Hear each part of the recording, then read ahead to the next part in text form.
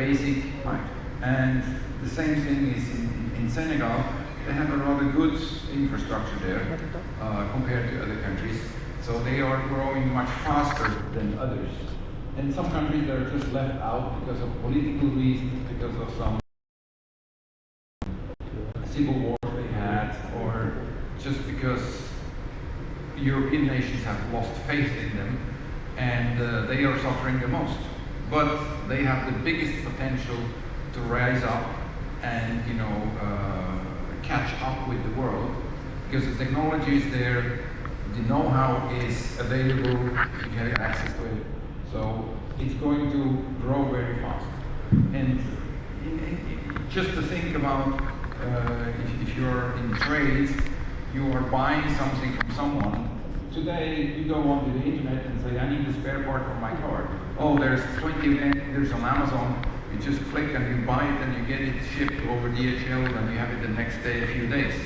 In Africa, this works like, oh, I know somebody who knows something about cars. And you go to this guy, and this guy actually knows somebody who knows about Range Rover cars. So he asks this guy, and this guy knows somebody in the UK who knows somebody about that car. And then they might order a part, but they might order a clone part, which is breaking down earlier. And then it gets shipped, and it takes a long time. And everybody in the middle is taking their toll, so the part becomes like 4 times more expensive. And this thing is going to change because people will be better educated. They will understand that they can access the parts directly. They will understand they can get it better shipped directly, and they understand which are the good parts and the bad parts because of reviews from others who have tried those. And this is going to change a lot in this industry. And you know, the Bitcoin industry is also going to change a lot because it will facilitate payment, it will facilitate investments. That's the thing which Africa just doesn't have access. Because if you would, you know, go to a shop and try to pay with a Bitcoin or any other cryptocurrency, even if the shop would try to accept it, the infrastructure is just not there to transport the transactions. And that's going to change drastically. And especially in the payment area, there's lots of gaps to go in high acceleration because the infrastructure didn't support that, and it will now, and that allows to catch up much faster. I've seen that in other countries, like in Turkey. You can go to the streets and you see a shop where you can exchange Bitcoin for currency. This is like very common. And I see this coming in Africa as well, because it's an easy way to do payments. You touched on what is called symmetry issue of information, how to create symmetry, and also accessibility and processing streamlining. And all of this you mentioned also about the speed of the change and growth in Africa. That one I need to emphasize. In March 2022, I wrote a document called Future Trends, Africa Manifesto. By November 2022, I gave a lecture at Queen Elizabeth Hall in London with the Chancellor of the British government in front of 800-900 people. My statement was, the next engine of economy of the world, the engine number 1 for economy and finance is now Africa, and number 2 is India. And that both of them will join to grow together. As China has been strong in Africa, will so India. And now, in fact, all the developed countries are competing to come to Africa. Basically a buzz of multi-players moving their credit into Africa. I call it now Africa First movement. Well, then 2 months later, Janet Yellen went to Africa, Dakar, and she gave a long speech, you can check, January 20, that is 2003, and 20 lines are from the Future Trends Africa Manifesto, especially this sentence. The trajectory of the economy and finance of Africa will set and determine the trajectory of the economy and finance of the world. No more America first, no more China first, Africa first. Well, that's why the acceleration of this whole movement will be very noticeable. Soon, all the non-connected, as you said, logistics and cities and ports will be connected, and across African continent. And so, your telecommunication, basically broadband, or as you said, either mobile or fiber optics. Then data centers. These two physical situations create a whole digital economy market. So you are building the blocks for such.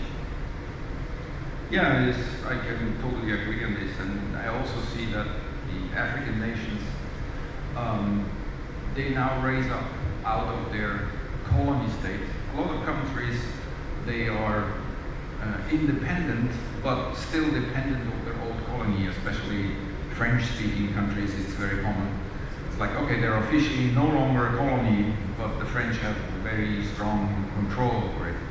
And a lot of nations start to be fed up with this and kick out the French.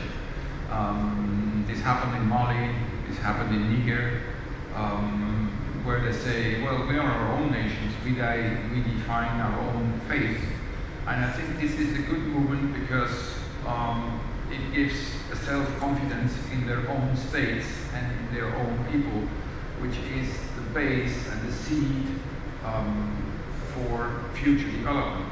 If you are in a state where, oh, I'm dependent on my colony country, they will look after us. We don't have to look after, we just take aid from them all the time, and that's how we live. Then you're like in the limbo state.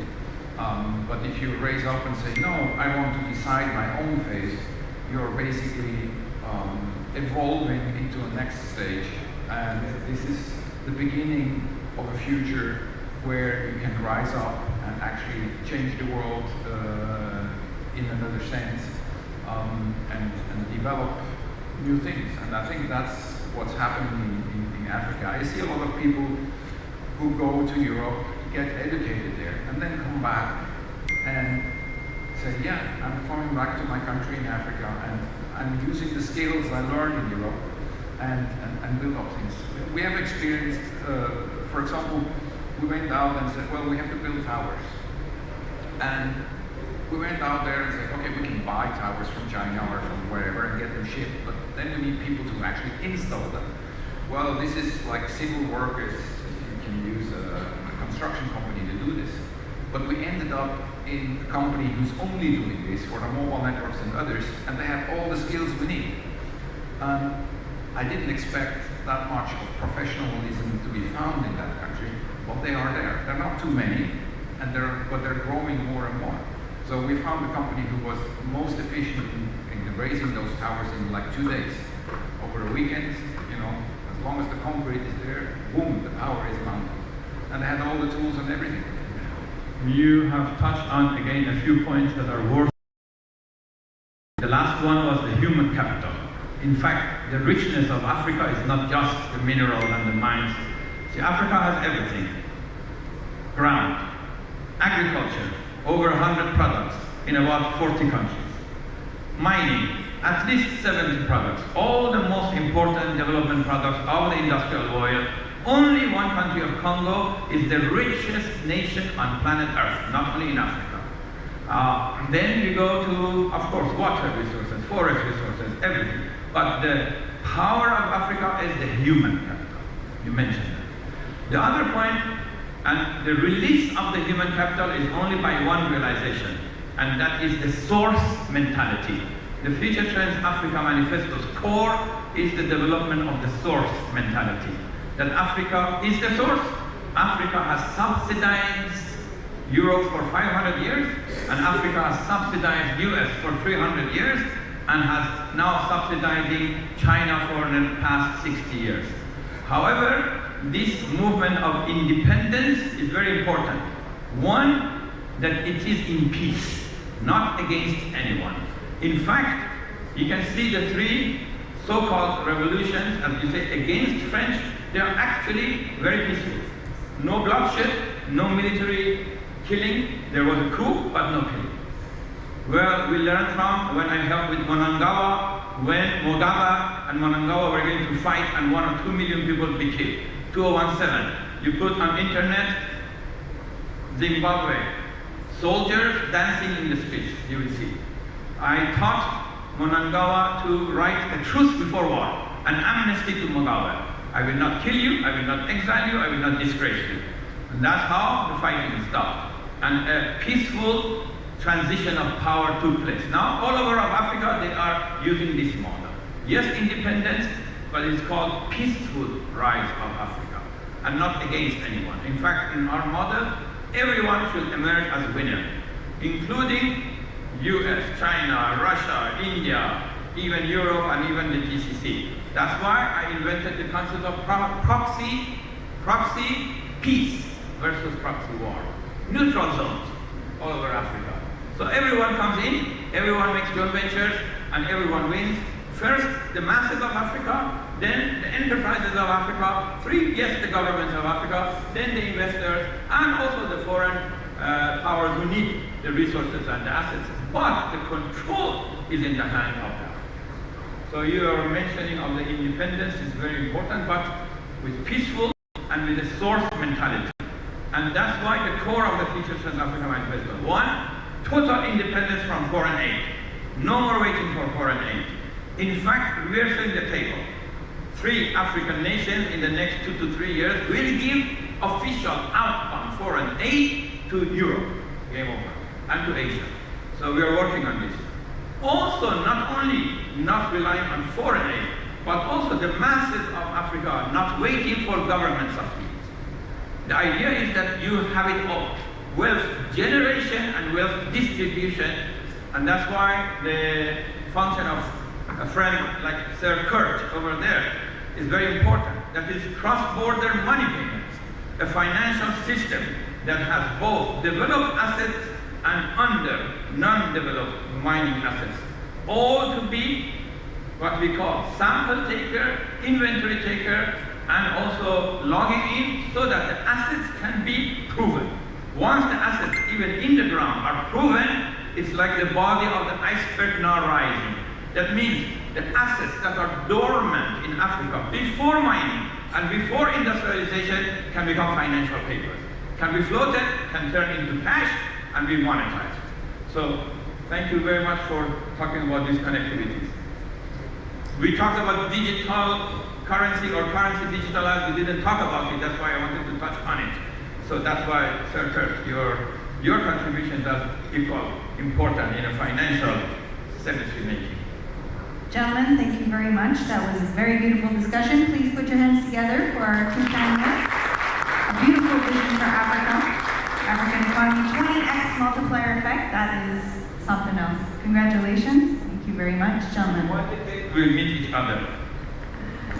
That is a sight to see. Oh, thank you. All right. Now we move on to, I'd like to call upon our representative from Crypto Rich, who will be talking to us about CBDCs. And there he is. Welcome. Crypto Rich, central bank's digital currency.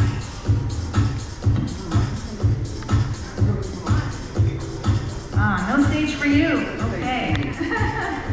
Hi everybody, good morning. Good morning. Before I introduce myself, I've got to say that I am a holder of cash tokens. I've held cash tokens since it was December 2017, November 2017 when they ICO'd. And I visited the project in Sierra Leone last year, and they are definitely building real world infrastructure. So it's an RWA project. Before there was RWA was the talk of crypto. Now, I was here in January. Was there anybody here in January? Because I gave this talk. Oh, good. Because this will seem like it's brand new to you. Now, I do my presentation slightly differently. This is going to be a decentralized conversation. It's not just me as the centralized source of wisdom, because honestly, I'm not any source of wisdom. So it's a decentralized system with lots and lots of nodes. And you're going to find out who the nodes are in a second, right? So I just want to check that the nodes are working. So could everybody please raise their right hand? Right? Everyone, if you don't raise your right hand, I can see you. Oh yes, that's right. I'm looking. Oh, if you don't keep it up, I can tell as well, right? So, so you can see those that have raised their right hand, right? These are the nodes in this decentralized conversation. So I'm going to ask questions, and then I'm going to wait for an answer. And I'm just going to wait for an answer. And then if I don't get an answer, well, I'll just have to wait a little bit longer. So that's how it's going to go, right? And I just want to check, again, the decentralized nodes that they're fully functioning. Please raise your left hand. Left hand. That's good. That's good. All right. Some of you don't know your right from your left, but that's okay. We'll continue regardless. You know, sometimes nodes malfunction. They spit out the wrong code. No problem. There are no wrong answers here, okay? We'll agree by consensus whether to continue or not. So, yeah, oh, by the way, just to introduce myself, I run a YouTube channel which is shadow banned since 2019 under the name of Crypto Rich. You can also find me on Odyssey and Rumble, and my Twitter is @CryptoRichYT. Okay, now, who has not heard? I'm not going to ask you anything about. It's not a trick question, right? Raise your hand if you have not heard of CBDCs. Okay, just a few, no problem. And who has heard of CBDCs? Okay, thank you. And who thinks like they know a fair bit about them? You know, you looked into them, you read up about them. Okay, and who doesn't know just a little bit? You've heard of it, you don't know what they are. Okay, all right, well, thank you. So that gives me an idea of where you're all at. So, who's willing to say what does CBDC stand for? Yes, Kurt. It stands for Satan. Okay, now I can tell you something about Kurt, right? I'll come to you in a second. No, this is a really, really good answer. Kirk is running an education. He's educating us, right? But there is an inherent danger and a risk to all of us with CBDCs. Now, do you know what CBDC stands for? Yes, I do. It's Central Bank Digital Currency. That's right, Central Bank Digital Currency. Now, who here loves or of Bitcoin? We should all have our hand up, right? You don't have your hand up, you should just go. Which is a decentralized digital currency.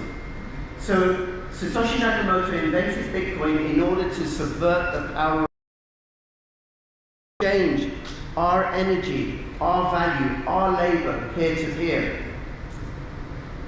Now, then there's this thing called a CBDC, a central bank digital currency, at the other end of the spectrum. Now, what do you think that might be about? So, just looking at the name, central bank digital currency, who will own and control and manage and run central bank digital currencies? Governments. Okay, you put your hand up. Well, we hate those. All right. So I didn't put my hand up either, right, as a prompt. So who wants to say? Sorry? Central banks, right? That's right. Central banks will run the central bank digital currency. Central banks or governments, work hand in hand with each other.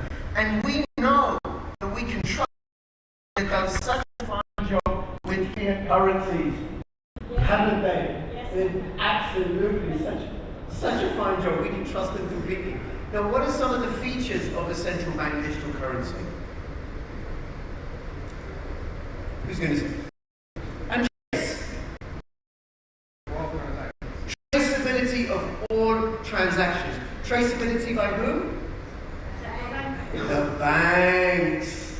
And we know the banks have our best interests at heart, which is why they print fiat At the push of a button, they use it to mine metals, build armaments, send them across the world to drop on people, acting out of the best interests.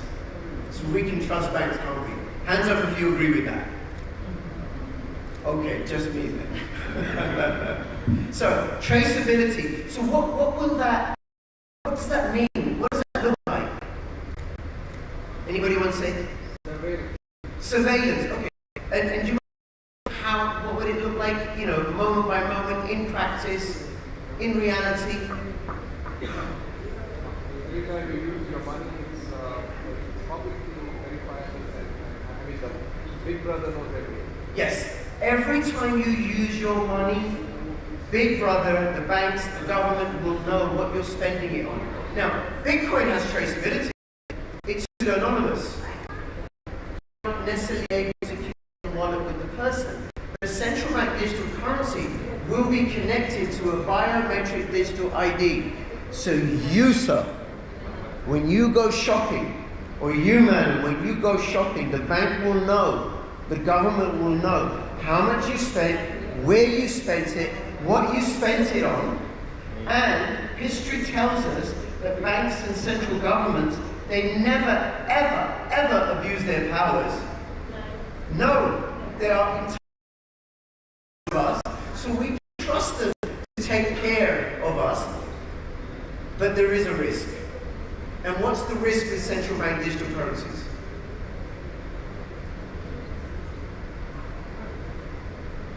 Andreas? They can decide what you can spend your money on. Yes, they can decide what you can spend your money on. They can limit it. Who here likes steak? I'm sorry, you've had steak. You can't purchase anymore.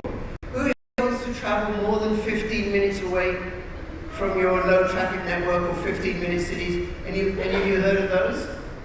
Yes, they're rolling them out in England. Yeah, I'm sorry, you are out of your designated area, your money won't function here. You know, in London they have the ULEZ scheme. I'm sorry, you are traveling in a vehicle that the government doesn't approve of. You can't move. We're going to fine you, and we're going to take the money out at source. That's the risk of central bank digital currencies. And pretty much every single government in the world is developing some at the wholesale level, some at the retail level. Now, I have a particular bias with regards to the European Union. So the European Union, has said they're going to develop a digital ID and a central bank digital. The same. And notice how none of those parties, when they were running for election, said, hey, we're going to institute central bank digital currency so we can keep an eye on you. Without privacy, there is no freedom. If I don't have the freedom to withdraw myself from the public sphere, I'm not free. I'm forever surveilled, watched, monitored. If I express an opinion that the government doesn't approve of, which I do quite a bit, which is why I'm shadow banned on YouTube, then I can be fined. That's the risk. Now, what's the antidote to central bank digital currencies?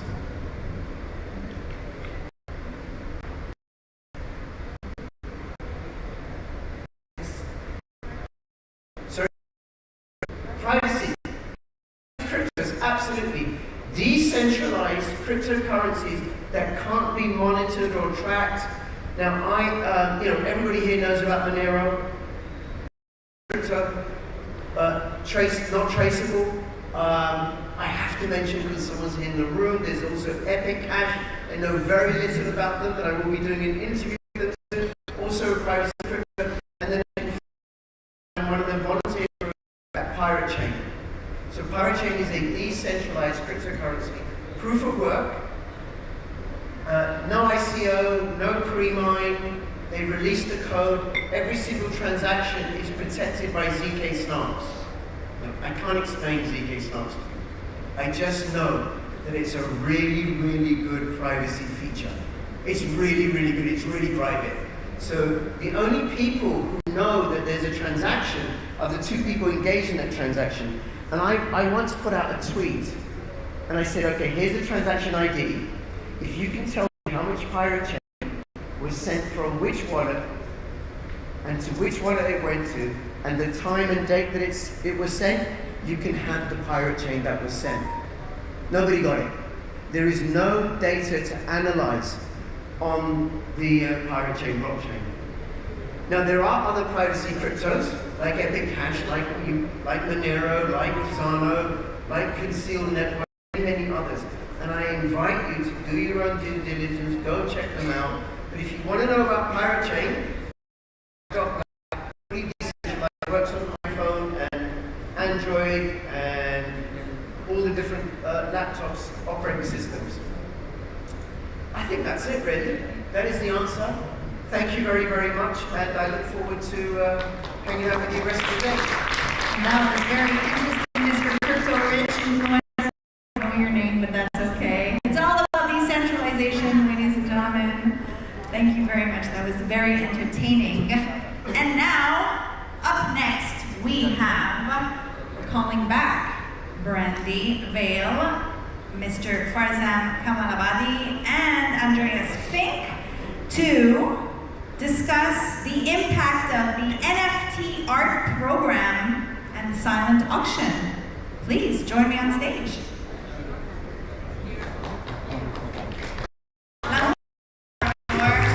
Thank you.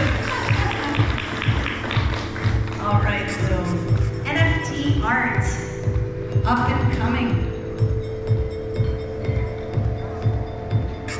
Right, so the microphone's just behind you, Andres, there's a microphone.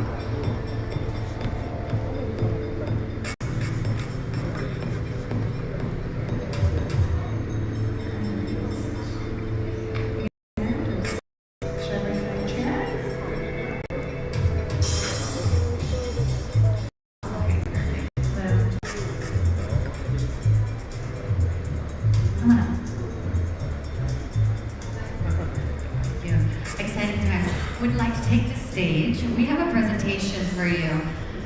It brings me great joy to be here and to talk about art, because art does, it brings us together from a place of imagination into the place of creation. And so when we have a place of imagination and a place of creation, what happens? Well, you have things like NFTs, right? NFTs are doing aesthetic art. But not only aesthetic art,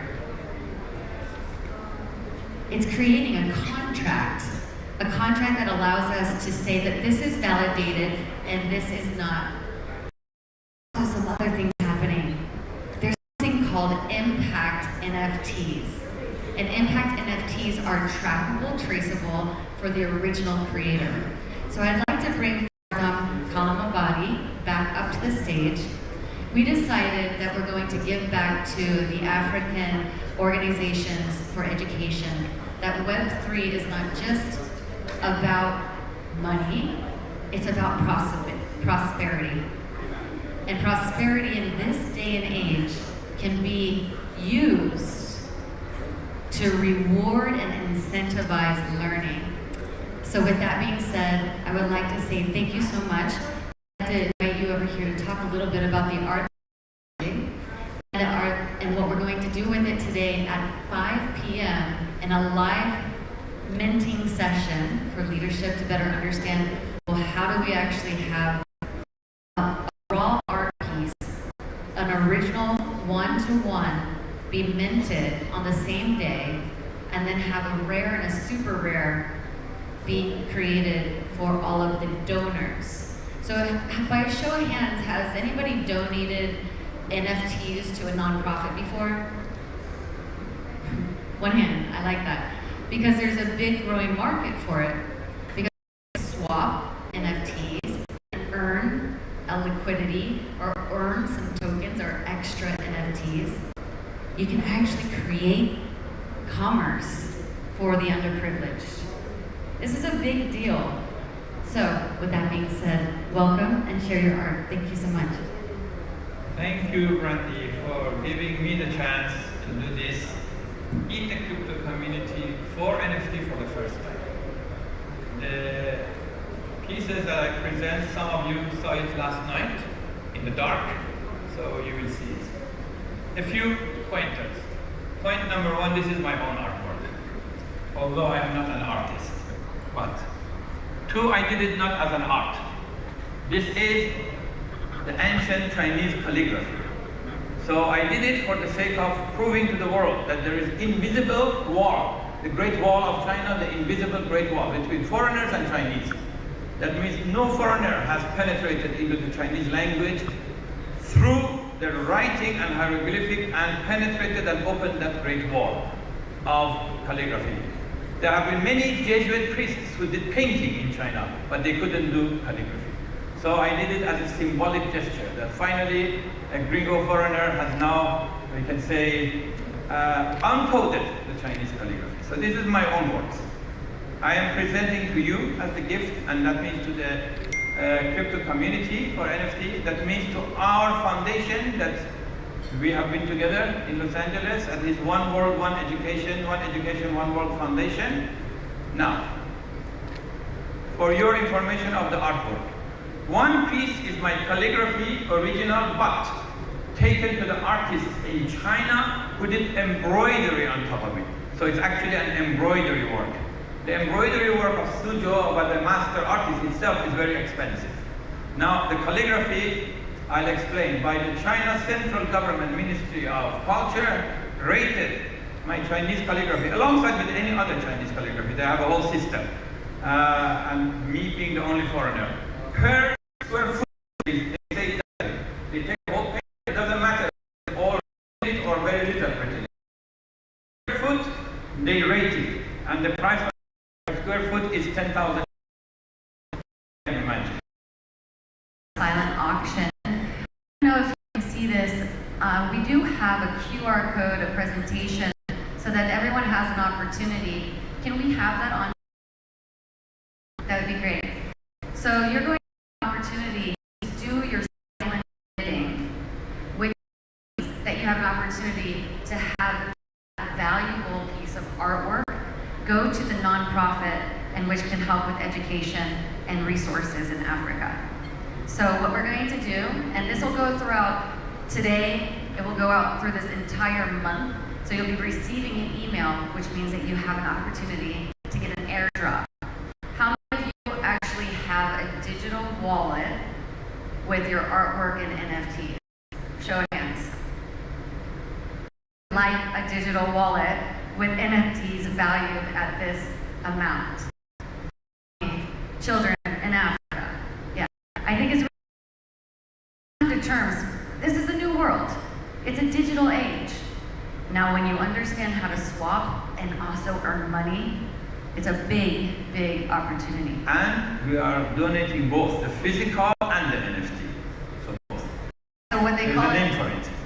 What's the name? Phygital. People love or hate that term. I personally like it. So you can have... Phygital, meaning physical and digital. Yes. You can have an Andy Warhol donated to you, and yet the owner of that art will not have to be without it. They still can have that ownership. But the valuation of that art piece is called art monetization. I call it the AIM program. So if you have somebody or know somebody who has a lot of assets and they really want to monetize their art to give back for impact, let me know. I can absolutely sit and educate them on how they can keep their assets and still give back. Think about that. Where are we today versus where we were yesterday? Does he really want to depart with this?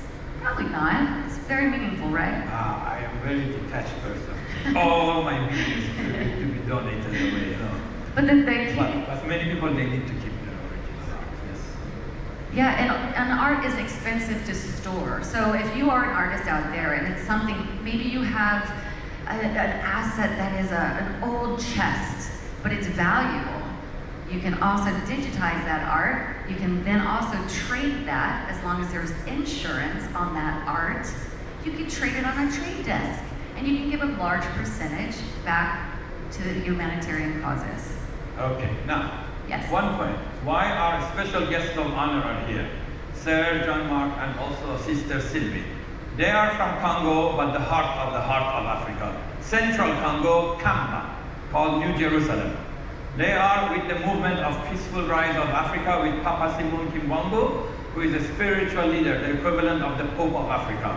Actually, he has reared a community of 30-40 million people whose feet still is in the mud. There is no development. And yet their heart and mind are in the heaven.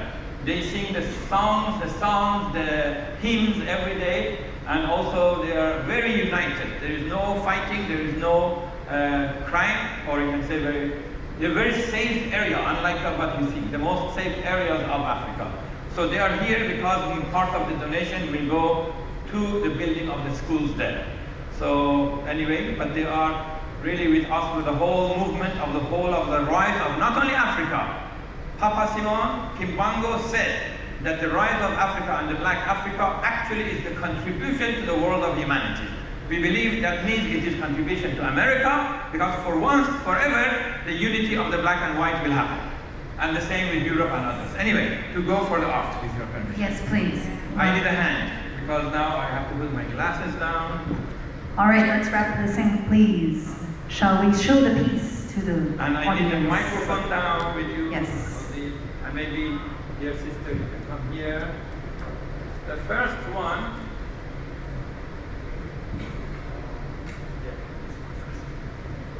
The first one is this way. We hold it below.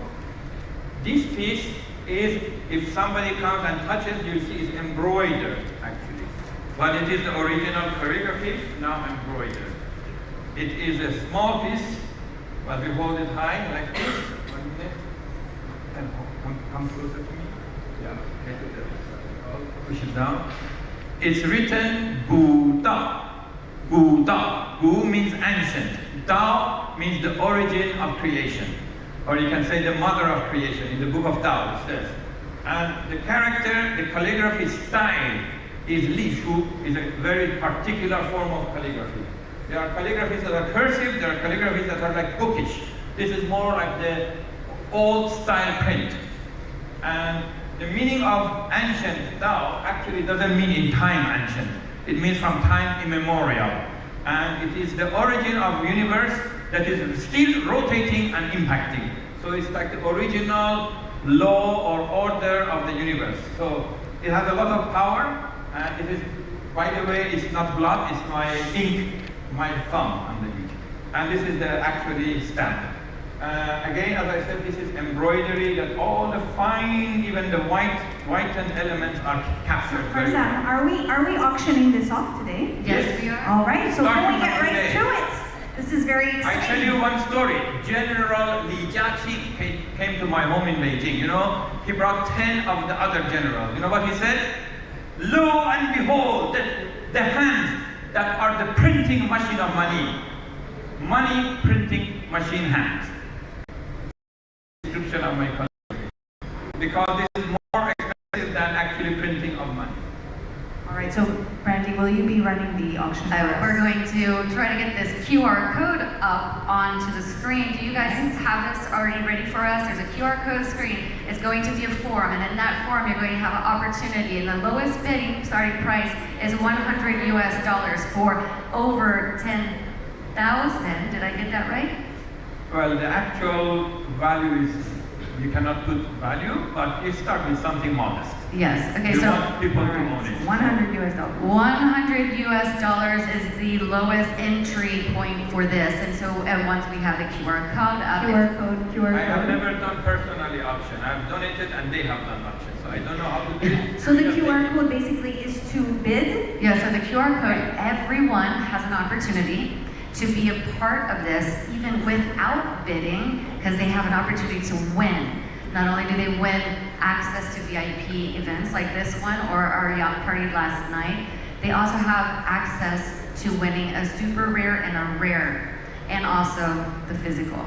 So the starting bid is at 100. When you have this QR code, you're going to fill out that form. But I want to see by a show of hands, who would like to have this rare, super rare, physical asset in their home and also into their story, into their life. You heard about it, right? The consciousness behind this. The men even put blood into this artwork. It's not easy to take something from nothing. So who would like to start with a 100? 100 over here, 100 over here, anybody over here? I just learned this. I love it!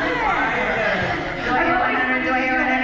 And I got 200 over here, 200 over here, I got 220, 220 over here, right there in the back. Go with that. Go with that.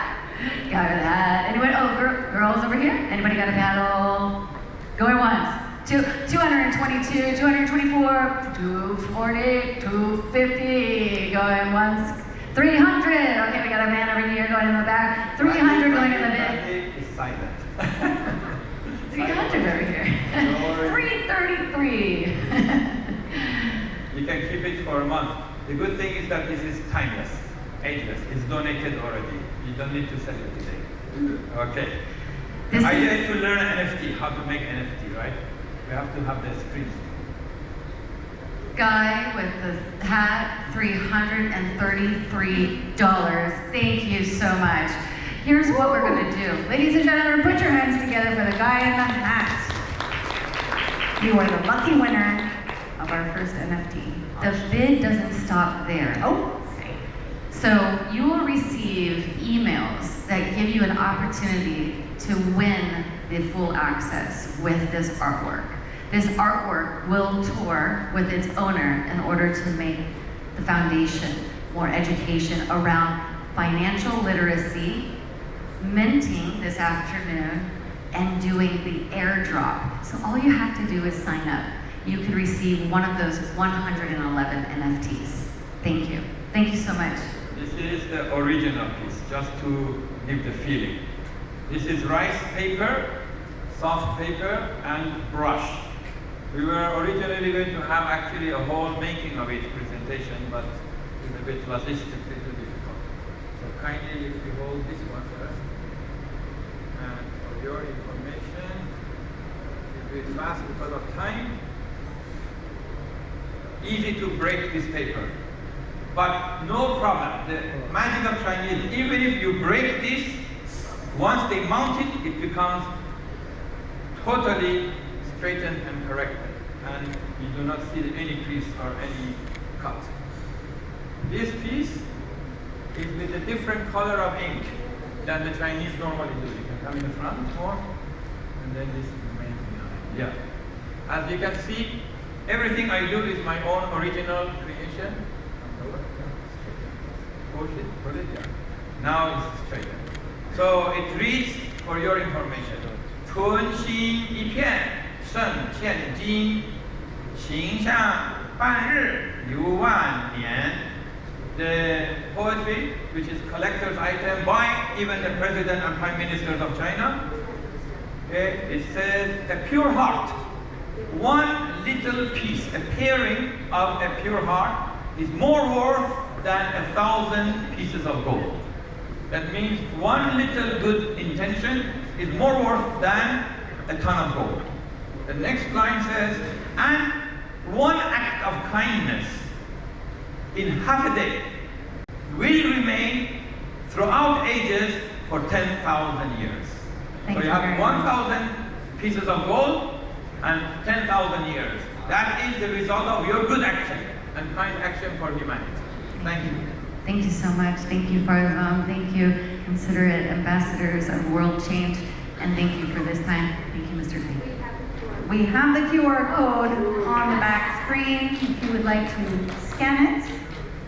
So once you scan this, you can just fill out the form and you've now entered into the rewards. These ones I had no plan to neither sell nor to give it as auction. I'm creating an entire permanent museum, but I took the best out of it for you. Thank you. Thank you so much. And thank you very much, Impact NFT Program. All right. Moving on. Congratulations once again on your win, sir. Moving on to our Women in Blockchain panel, our trailblazers in impact, media, and storytelling. So let us welcome our panelists for this discussion. Welcoming back Brandy Vale of Yes3 Network. Katie Romero Finger of Babs Labs. Anna Essen. And the discussion is on the power of partnership culture, impact storytelling, and humanization of technology in blockchain. Can we please have one more chair, gentlemen? Photographer, can you please help me bring one more chair on the stage? Thank you so much. Someone please help us. All right, so gentlemen, do we have that video? Yes, all right, you can press play.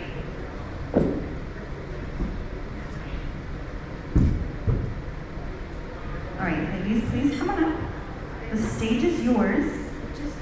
Just click it upwards.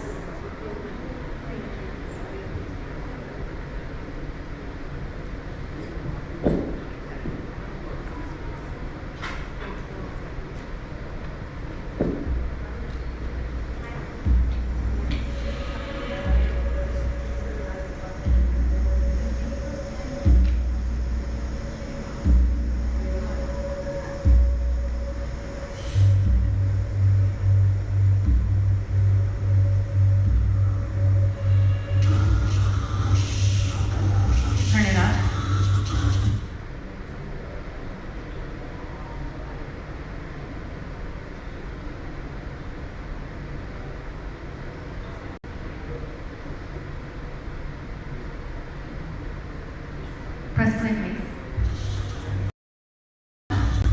Volume up, please.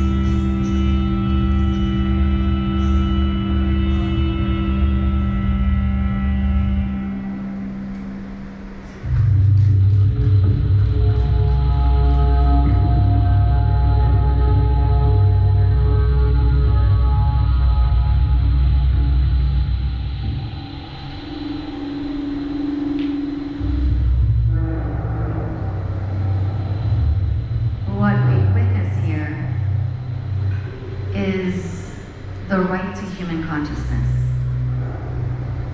It is what you face every single day. A jarring behind this wall and that wall. Behind media, behind money, behind poverty. Behind technology and nature. There's a value system inside of you that probably had a little uncomfortable feeling right now. And then at the same time, you felt safe. So today's panel is welcoming the women in blockchain, in media, trailblazers making a difference in the world through their activities of function of using media as a source of education. Thank you for being here.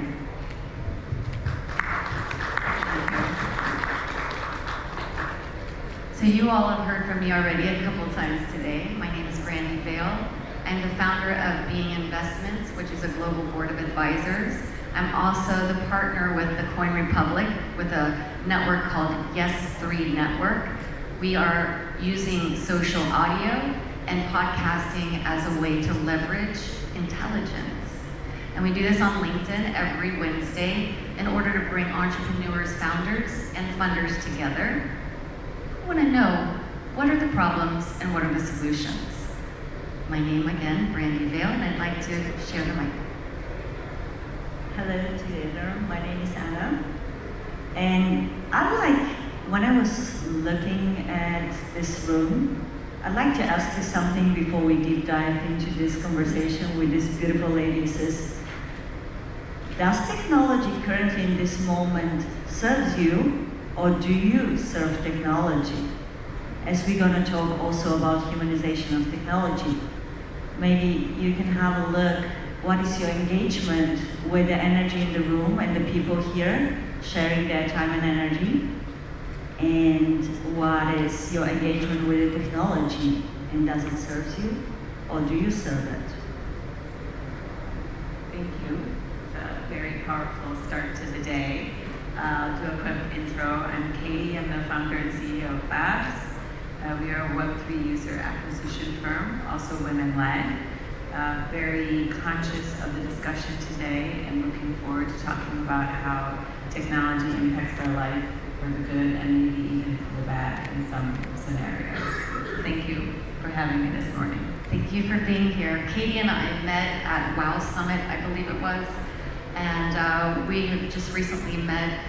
So I want to talk about, at the very baseline, does technology control you or do you control it?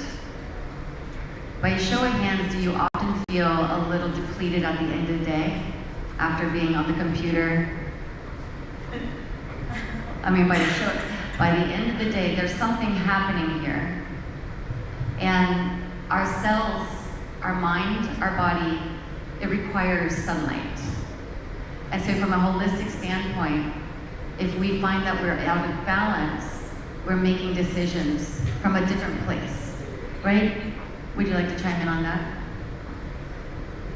So, as I started with the question about whether technology serves us or we are serving the technology, I believe that humanization of technology is about creating a conscious partnership between technology, what we are creating, and we heard about beautiful projects today, and maybe also the whole week before, what technology is capable of and how it's growing and expanding. And it's in a pace that is, on some level, not really like, wow, it's like accelerating. And on the level, I'm asking the question, is this pace really in partnership with the whole humankind? Or are we creating a gap between our bubble, who are very good at technology, and the people who doesn't have access maybe to technology? You heard today in the morning from the beautiful presentation from Andreas, I believe, how less people has access to technology. So maybe the first question as a conscious business people here in the room and beyond is, how can we take the technology part and make it of service of humanity, to create something that really not deplete, as Brenda said, us at the end of the day, but instead give us the space to really express ourselves. Look, this beautiful art that Brenda has created and all beyond. That is because technology empower her and give her the space to create, to connect to your creativity. So I wanted to say that I didn't do that art piece, but I did actually help co-produce it. The reason why I had that video shown is because when we come together to tell a good story about humans, it changes people's lives. And storytelling happens every single day. We just somehow ignore it, but it's in our subconscious. So as a founder or a funder or a startup right now, wanting to get in front of the right investors or wanting to make some kind of impact, are you thinking about the media as your partner? So I've mentioned the Coin Republic is my partner, but we were talking about. So as a startup, we would say 10 to 1, your budgets are not as big as you would hope. So you have to figure out a way to make the capacity grow. So I call that partnership culture in media, but you gotta find the human line. We call that EI, emotional intelligence. Not just AI, but EI. What does your partner need, and how can you be a resource for that? Katie, I'll ask this question to you. What are you doing in your company right now that tells a story, but also leverages your relationships? That's a good question. I think that, especially in Web3, it's such a nascent space, partnerships are something that you must have to be able to grow. I think we as Babs are looking to grow our partnerships from all different places. VCs, people like you that are connectors, technology partners, so that we can offer that as well to our clients and the startups that we work with. I think that in this space, we don't want to just be service providers to each other. We want to be connectors and connect with people. So when we work with people, we like to see them as people in our orbit. How can we help them? Sure, we might be helping them with a campaign, but someone that maybe will help grow another part of their business, because that connection and that partnership is so key, I think, in this space especially. So there's ecosystems. We're talking about trailblazing and utilizing media in a certain way to tell a story, to make great change in the world. So the question for you is, humanizing technology means one thing to you, and only you inside your head. What are you doing in order to share that knowledge with others, and what mediums are you using? So first, I think what you say, storytelling, is like the baseline. Because you say emotional intelligence.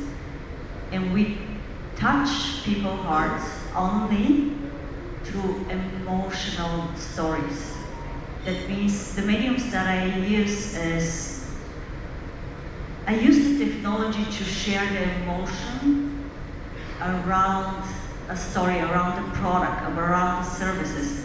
I don't let technology to use me, but more about using it as an accelerator, as a platform to share a message and to create a human-to-human connection. So we're not talking anymore about business to business or business to customer, but I see more ourselves as creating to human connection, and the technology is just an enabler. It's just our partner that give us the possibility not just to reach you here, but through social media or through expanding. For example, I was talking today in the morning about a metaverse platform where you can actually go into a country and you can connect directly with the local businesses through the power of technology, and you can really create a sustainable long-term relationship. That is the enabler. That is creating the human-to-human connection. And it's less about just technology growing and letting the people outside of it. And I think that's the biggest challenge nowadays. I don't know how you see it. I agree with you. I think that we have to find a balance, right? We have to find the human-to-human connection, using technology to enable that is important. But at the end, especially in our world, it's such a small world in terms of our sector, that human-to-human contact is really important, almost more so than technology sometimes. But I think that also our responsibility is now to take it out of our bubble, to say this way, and to start educating people. And education has a different layer. I think the first layer is, and that's so beautiful, what Brandon keeps on saying, is the emotional intelligence. Because when the technology rises so quickly, what actually happens is that with the rest of the world, and we heard today the morning that a lot of people doesn't have internet access. I think I read 2.6 billion currently. So that means we create bridges to technology, but also huge gaps between people. So we need to go out and educate, not only create access, but also educate the people to not be fear-based, so go on the emotional intelligence. Yes, and as we're starting to come to circle up on this, I want to share this form, or format. Media is changing.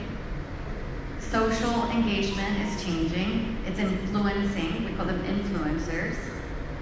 What is the story you're telling, and how often are you telling it? So there are a couple of different platforms that you should take a look at. One of them is called AirChat. Silicon Valley is out there right now. It's a cross between Clubhouse, Threads, Twitter, and LinkedIn. And you can only be invited if someone invites you.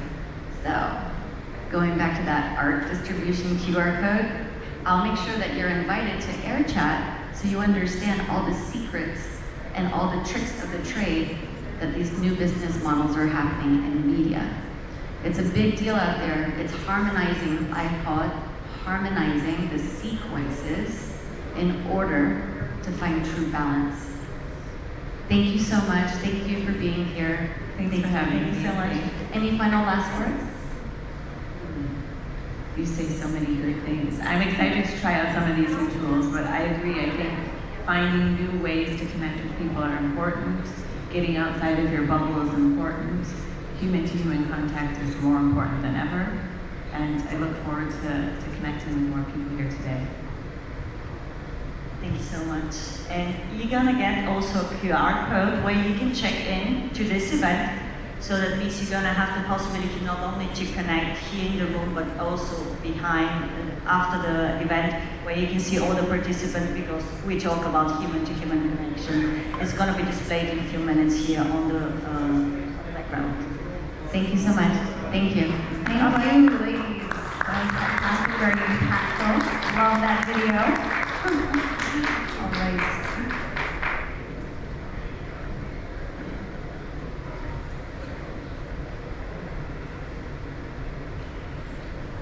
All right. Before we break for lunch, we have one last panel discussion.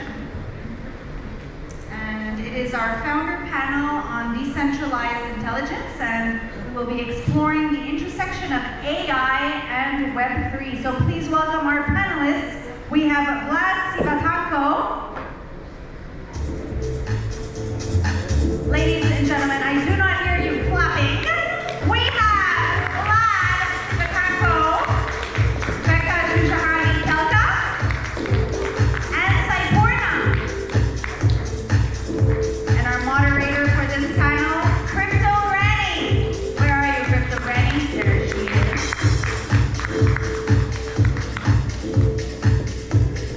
All right, so moderator on this side, please. And let's set the timer.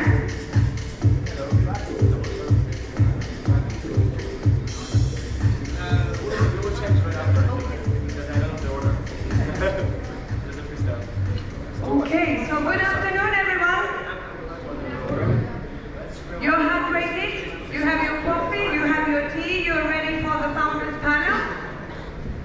Yes, please. Thank you so much. He's not here, so can we just move one seat? Right? Yes. Okay. He's not here. Fantastic. All right. I'll just remove one chair, please. And Okay, there we go. all right, moderator, please be mindful of the timer. Of course. So, gentlemen, how are you today? All good? Yes? Everyone survived the token 2049 week with the 400 plus events and a little bit of rain, some wet shoes. It's not little bit. Oxygen.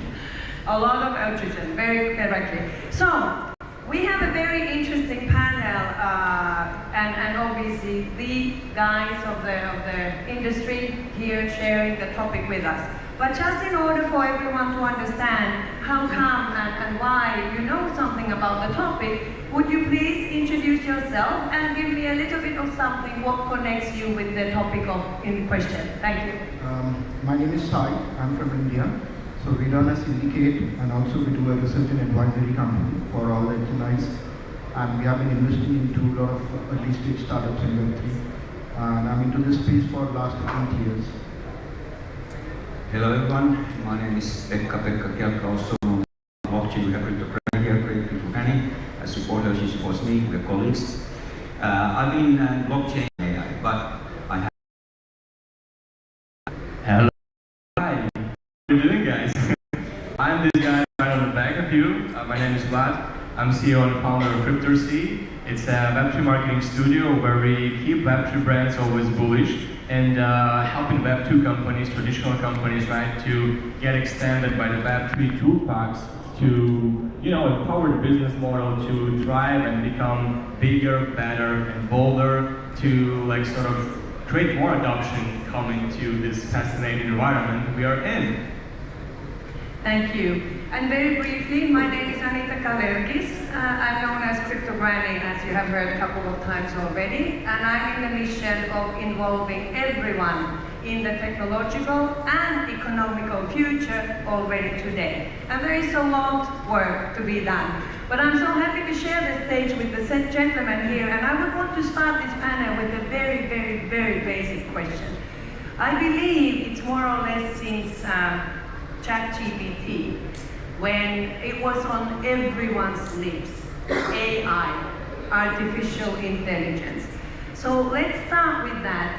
Would you mind sharing with us, how do you see the overall AI, the influence it has or hasn't on everything we are creating today in the space of blockchain, Web3, etc.?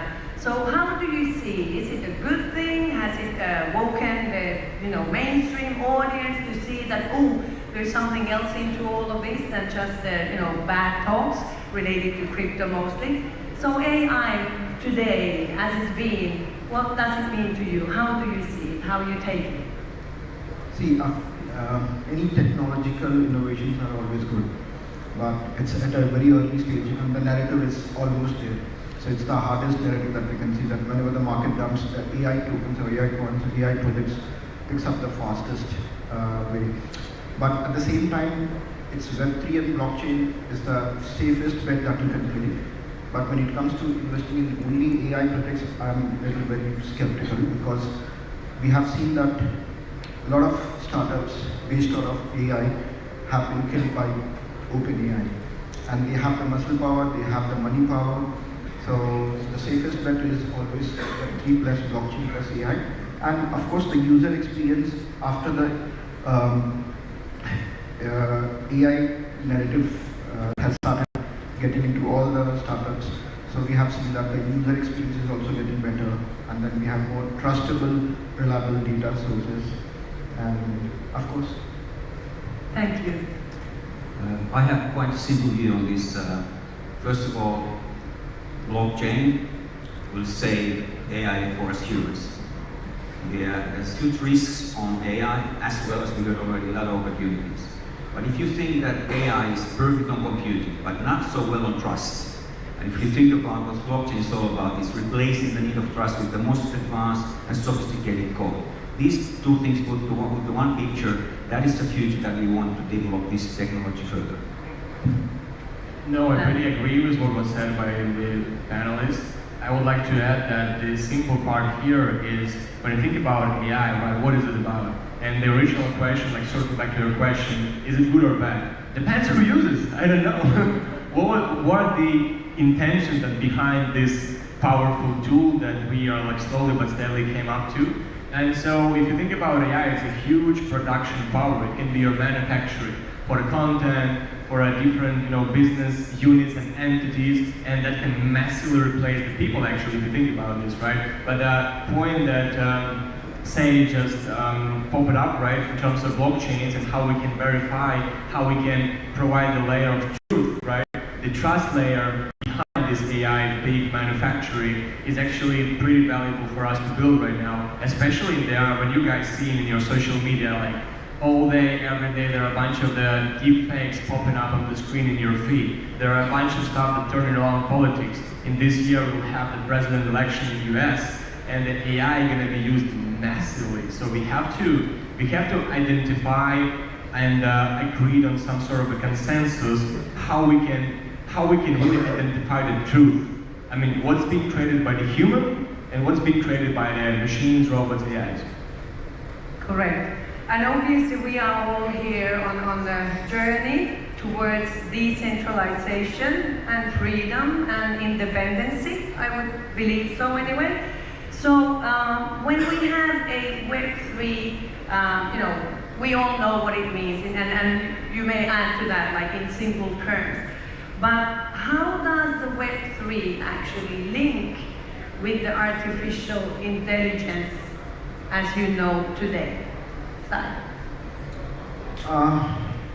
See, end of the day, AI is all about data, and I'm not very technical about. I'm not a technical person, but what sometimes I feel is like, in which way, in what way, because all the text that we receive has the AI narrative there. Maybe because it's the hottest narrative, but I have my doubt. Like, blockchain is about transactions, and AI is about data. So how can you intersect is still a question for me so far. I believe that we're not even close to Web3 yet if we ever going to be there, but the next version of internet will be verifiable internet, as we heard already from Vlad. So it means that all the data, all the transactions, everybody that acts on internet will be verified by decentralized mechanisms and applications and protocols. So that's also something that when it comes to, for example, deepfake AI. So we have mechanisms that you can reveal those deepfakes, that there's no human behind whatever there is deepfake. That's the biggest challenge we have now when it comes to deepfake, that it comes still, and it is still on Web 2. But there's one particular narrative now that I'm first of all researching a lot and joining a couple of projects already. It's called DP, Decentralized Physical Infrastructure. And there's so many good applications that is using AI on optimizing the DP network. So that's huge narrative. It's growing fast as we speak. Well,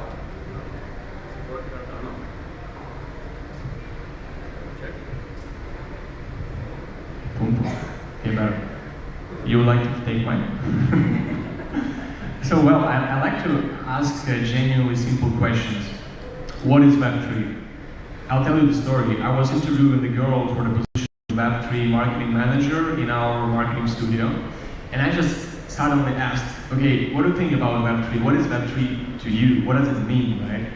And after the 5 seconds of the pause, she goes, Web3 is Bitcoin. Right? Which genuinely shows how far we are away from the understanding how big this next big phase of the internet and it's all about, right? Because I read Web3 as a web's next shift, and I believe that AI is just a part of this. We cannot split between, we cannot split the Web3 between AI and the Web3 and the blockchains and the crypto and the tokens and the meme coins. This is just doesn't work like this. I believe that there are 3 main components in the Web3 which are genuinely make sense for everybody to understand here. First of all, decentralization, right? Powered by the blockchains. The second part of this is the immersive experiences that are powered by VR and AR technology. And the third, the last but not least, we are about this panel is AI. It's a huge personalization layer, because if you think about AI, it can really simplify the process of communicating with people, like let's say from the position of your brand, or creating some, like I mentioned before, creating a huge value by being the manufacturer that you have programmed based upon your basic needs. And it depends what your needs is all about, right? Because if you like have bad intentions, yeah, AI is a bad tool. You have a really promising narrative that AI should be used for sure, and it's going to be the great component to your marketing strategy, to your business model, to your sales process, to whatever. Guys, name the industry or the business process where AI cannot like jump in and help significantly. There are nothing, I don't know where is that, right? So that's my take. Like I mentioned, the decentralization obviously is here, is it safe? It's obviously coming from the big C called the internet. Now, how would, in your opinion, making AI and Web3 in general decentralized, how would it affect things like keeping our data safe and secure? How do you see this? You want to take it all? Okay. Yes, first of all, little adding to what Vlad mentioned about Web3. So Web3 was supposed to be decentralized internet. And obviously, there are many obstacles to get there. Maybe you never get there because there are some regulation stuff, but also technology outside of it. And people don't want to like fully control anything and everything. They have data or even value on internet. They want to have services. But what will be the next phase? The next phase of the internet, the next development phase of the internet, I already mentioned this verifiable internet. And this comes also when it comes to AI. This compute, what happens on Web 2, it's hard to see that soon, in a few years' time. Most of this compute will happen on decentralized environment. So compute happens on Web 2, but there are Oracle technologies and certain technologies that can secure the most decentralized way that the data and content is correct as it should be, and it goes to blockchain, and then we use it. That's how I see it. That's happening now big time already. Quite many platforms are developing the systems that compute happens on Web 2, but the verification of data and content and everything happens on blockchain. Thank you. Vlad? I already have my mic working. Magic. Yeah. So I pretty much agree with what you said about the data storage and how AI genuinely empowers this. My take here is that the people are not ready yet to live in the fully decentralized environment. That's why we don't have anyone fully decentralized yet, right? The protocols, the chains, etc. Because I would say something pretty much controversial now, but this is a truth that I identified by being behind the scenes and working with the protocols, with the Web3 projects. And actually, Web3 protocols, they are logically centralized, simply because lots of participants, they agreed on something that is being pushed initially on them, right? They kind of imposed. So they agreed on this, and then, but organizationally, but operationship-wise, right, they are decentralized simply because there are governance power and the governance, if you hold the token, if you have some stake in the protocol, etc. And this is a pretty powerful concept if you think about it, that the humanity, we are not ready yet to be like a fully decentralized. Nobody knows how those self-custody works. I mean, most of the people that don't care about backend, and the future stands behind the idea of actually creating the meaningful products that normal people, normie, who live from 9 to 5 working job, right, from the Web2 world sort of, they don't even understand that they're using something Web3 native on the back end. That's the really powerful thesis. And the more simplification we will see on this path, the more users are going to be bridged over to Web3, which is cool for us because take a look at this smiling faces. Everybody's a Web3 doer, and I believe that in some way, shape, or form, you're kind of rooting for a Web3 future that is actually now. So, yeah, that's my take. Can I add something? Please. Sorry. You mentioned about the storing anything and everything on Web3, which means that you store the value or the asset you store that on your wallet. It's digital wallet, it's blockchain wallet. When it's Web3, it's on blockchain wallet. You manage and take care of yourself fully. And of course, there's a lot of development now happening with account abstraction, which means it helps you to recover easier mechanisms to recover these wallets that you have all your value, your tokens, coins, and even different kind of assets like NFTs that we heard over today from my lovely friend Farzan introduced the NFT process here.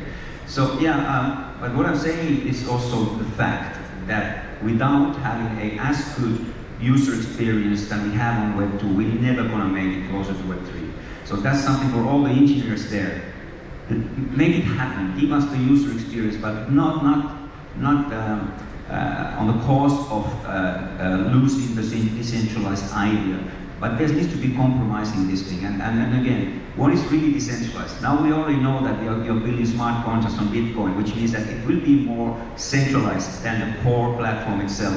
So decentralization is something that is not easy and simple thing. But I believe that we need to have this kind of consensus that we need some more centralized elements to get closer to mainstream and people start to use this sort of Web 2.5 going to Web 3 applications. Absolutely, that's beautiful. Somebody muted me. That's okay. Am I reaching my limit?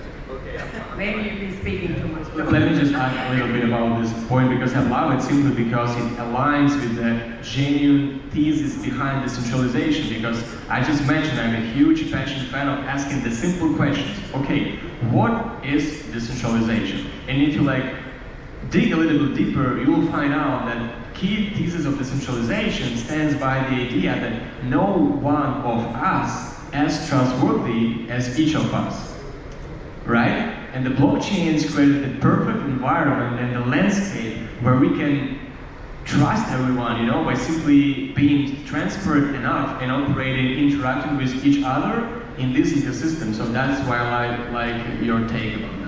Great. Just to add, I met a startup here, Token 2049, who were using GK knowledge and AI, and they were building a platform for corporates like Swiggy, Zomato to manage their memberships. And at the same time, the consumer will not know that they are using a wallet or they are using anything blockchain or Web3. They can straight away come on and then register themselves and start using it. So that's a very interesting project that I have seen recently. Great, that's good. Just one note on the user interface. So if there's anyone here building and creating something and you need someone to test that and find you all the bugs, I volunteer. I'm very good at that. And cryptogranning is the one who represents the mainstream in every possible way. So if I can't make it, you have no chance whatsoever with the rest of your targeted audience. And this is for free, so there you go. But just to finalize and wrap up the panel on a positive note on our topic, would you like to just give me an example where you see that combining AI and Web3, we could utilize and get the most out of it also as a starting point for having something hands-on, real-life usage that would encourage eventually people to take on and obviously develop as well? So I have seen a product which is very useful for the crypto people, crypto investors actually. It's by Quill, it's called Quill AI. So when you do a research about your tokens or any projects or token unlocks or anything like that, and you'll have to go through a lot of different platforms. So they have made a single platform with the UI UX, which is very interesting. Put the name of the token and then it will give you all who are the backers, when is the token unlock, what is the supply, and whether it fits into the narrative. And that's I think very interesting, so which we have started using recently. Thank you. Pekka? I mentioned already DP, decentralized physical infrastructure, and I'm part of a couple of projects. One of them is high performance computing chain, HPC chain, which is using the AI to optimize decentralized networks. And decentralized networks, they are utility networks. They can be data, they can be power, and anything. And you, if you want to participate on this network, this beautiful environment, you can participate on different roles and no permission asked, because it's permissionless network. You just need to fit on the smart contract terms and conditions, You can deposit your tokens there, and because you are kind enough to the network that you provide data to the network with your token and coin, it gives you yield back. To understand when it comes to Web3 overall, all these decentralized networks, they are permissionless networks, trustless networks. You can join them without asking any permission from anybody, and trustless means that you don't need to trust anybody. It's the most sophisticated, advanced program code, computer code that is taking care of replacing the trust. And if you have this kind of environment and you have sophisticated AI application running on top of that, optimizing the networks, it gives you more money, gives you more power to the network, and that's the big thing that's happening now. If you want to check deep in applications, anywhere you go on Google or internet, you find them there. And if you want to discuss about the deep in networks with me, I'm with you here. Thanks. Vlad. Okay, I'm fine. So just to circle back and to be clear about the original question, you asked about the forecast we have on the future with AI.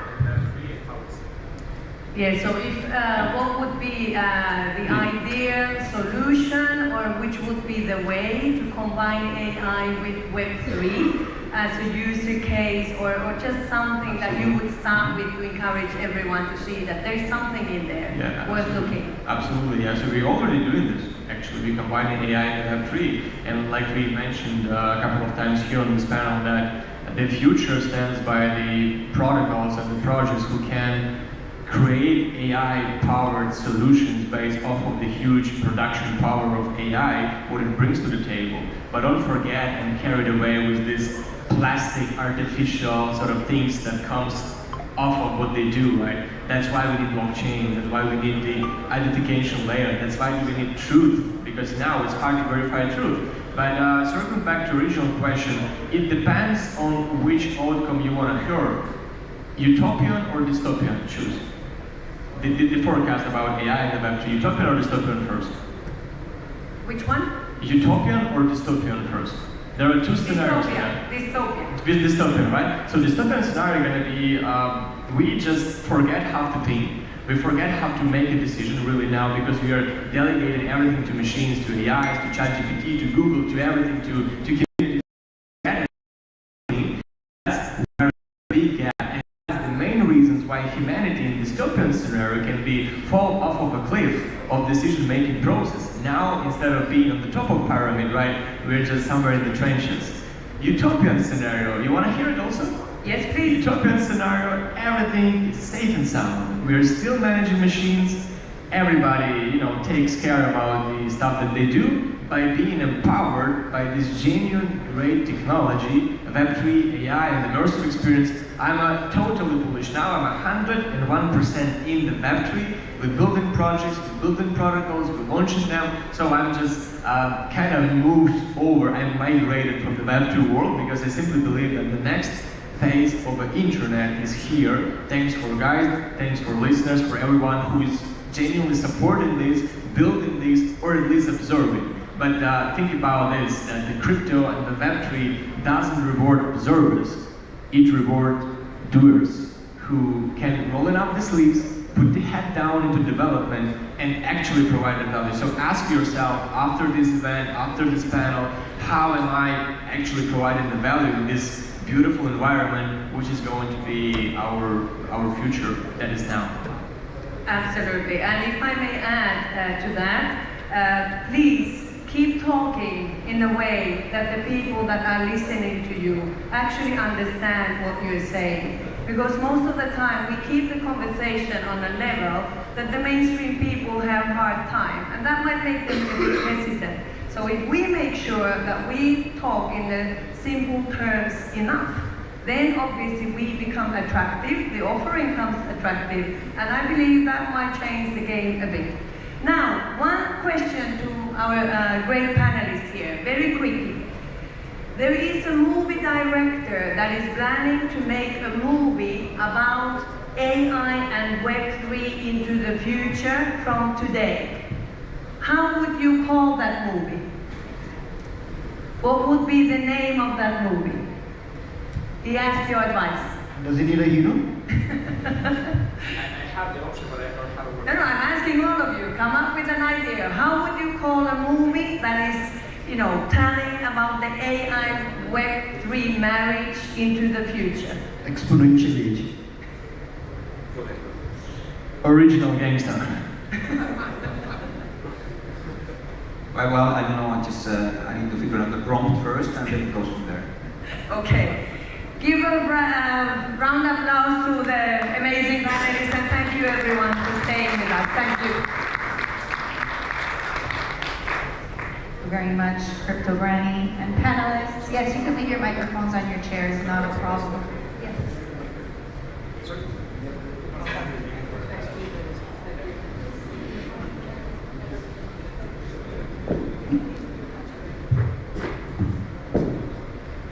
All right. A special keynote now. He is a serial entrepreneur and investor, recognized as top 5 advisor and top 100 people in blockchain. He is the co-founder of Open Carbon. Please welcome Mr. Michael Turpin on Bitcoin Supercycle and how the crypto calendar can make you rich. Please welcome Michael. Come on up, sir.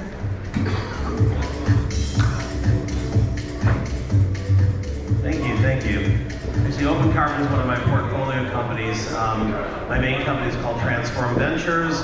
I have been in crypto since early 2013. CNBC called me the crypto godfather back in 2018 because of the numerous projects that I helped launch, do marketing for, advise. That includes Ethereum in 2014, and Tether in 2015, and Neo in 2016, etc. So, at any rate, obviously we've been through a number of different cycles, and we're now going into the 5th cycle. So it's the 4th halving. There was a cycle before the halving, and I just, here to remind people who've been in the space for a while, as well as to educate newbies who are rushing after the newest meme coin. And nothing wrong with a meme coin casino, right?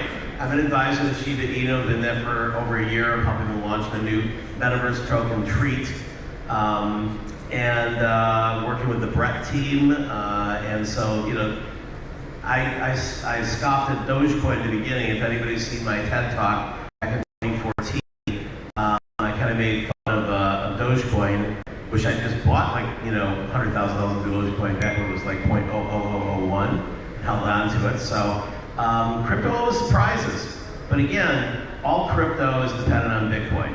And my friend Nick Spanos is fond of saying that there is only one cryptocurrency, and it is Bitcoin. Everything else is projects. And of course, Nick has worked on a lot of projects. I've worked on a lot of projects. I've probably worked on far more projects than spent time in Bitcoin, but I recognize that Bitcoin's the mothership. And we have to protect the mothership, and we have to get people to understand the mothership. And if you look outside of the world of meme coin casinos and layer 17 builders on new chains that are built on top of other new chains, you really find that it all does come back to Bitcoin, and it comes back to the Bitcoin cycles. And so I've written a book. It's being distributed by Cyber & Schuster. It comes out July 23rd. I picked that date because I'll be keynoting at the Bitcoin 2024 conference in the United States. It's in Nashville this year. And hopefully going to several other of the Bitcoin conferences and other places on my book tour. And, if you got in and you invested in Bitcoin obviously if you went before 2020, you might have got it at a penny. Not that many people knew about it back then. But if you invested in Bitcoin at the very first halving, it was $12. People had panic sold at $20 the last time because it dropped from 30 down to $1. And if you just held on to it for 30, you would have been fine. There's another way of making money other than just hodling, though, and it's called cycle trading. And I've got a whole, 200-page book coming out to talk about the cycles, because they're not exactly what you think. There have been some other good books and good blog posts on it. Plan B has done some excellent work in sort of coming up with different examples of his theory of what the Bitcoin halving price will be based on the sort of stock to flow ratio that Dr. Safi Amous, a Lebanese economist, put out in 2018 in the excellent book, The Bitcoin Standard. And my goal with Bitcoin Supercycle is to show that this time is different. First of all, this is the first time that we reached an all-time high prior to a halving. Think about that. The first time when we did 100x from $12 to $1,200, it still took 4 months to surpass the last cycle's high of $30. The next time out, it took 6 months to surpass the previous high of $1,200, and then it rocketed all the way up to almost 20,000. The third time, it took 7 months to surpass the previous high of 19,500, and then it rocketed all the way up to 69K. This time, we passed 69K a month before the halving. ETFs are the reason people are talking about, and I think that's a big part of it. But we're also now at the point where Crypto.com said we're at about 3% of global adoption right now. I think that number may be a little slow. They estimate 219 million individuals have at least one Satoshi. There's obviously a lot more wallets because many people have, 10 wallets, centralized and on-chain.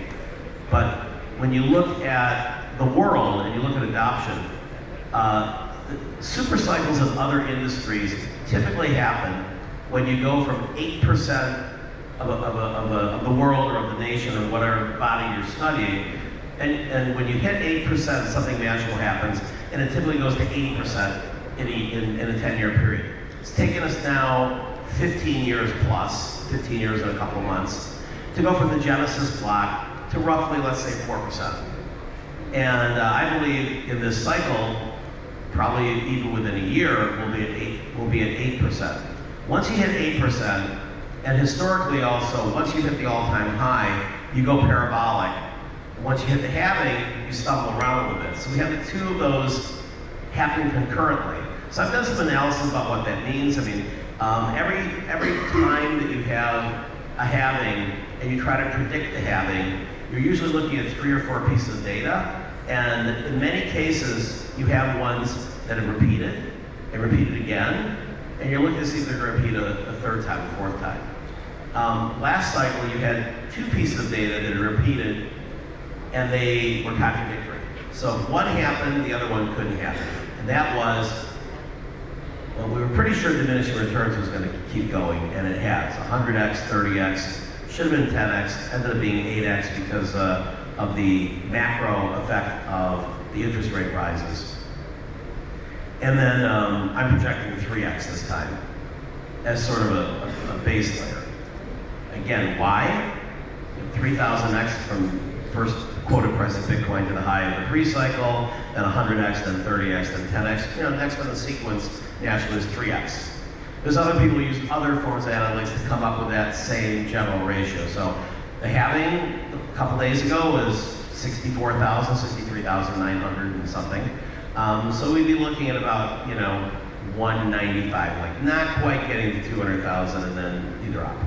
And what happens is that every cycle, you end up having retail gets supercharged about buying Bitcoin right at the top.